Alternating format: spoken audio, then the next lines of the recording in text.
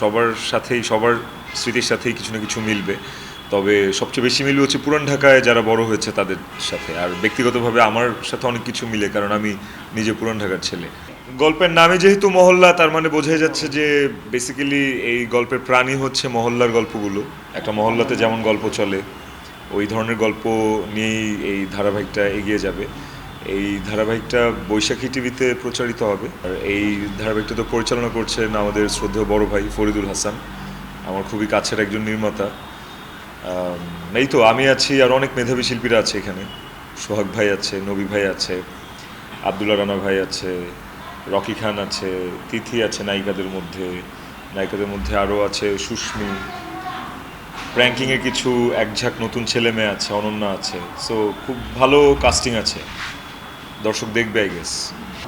মহল্লা নাটকে আমরা যারা শিল্পীরা কাজ করছি, অভিনয় শিল্পীরা এবং আমাদের যে নির্মাতা আছেন, সবাই মিলে চেষ্টা করছি ভালো একটা গল্প দর্শকদেরকে উপহার দেওয়ার। ডেফিনেটলি সবার সাথেই সবার স্মৃতির সাথেই কিছু না কিছু মিলবে। তবে সবচেয়ে বেশি মিলবে হচ্ছে পুরান ঢাকায় যারা বড় হয়েছে তাদের সাথে। আর ব্যক্তিগতভাবে আমার সাথে অনেক কিছু মিলে, কারণ আমি নিজে পুরান ঢাকার ছেলে।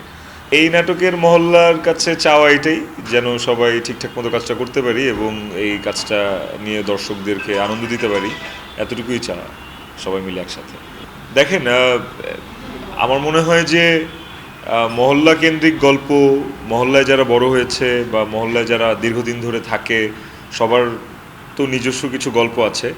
সব গল্পের সাথে হয়তো নাও মিলতে পারে, কিন্তু বেশিরভাগ মানুষের সাথে বা এভারেজ একটা দর্শকদের সবার সাথেই আসলে আমাদের গল্পের ধারাবাহিকের গল্পটা মিলে যাবে।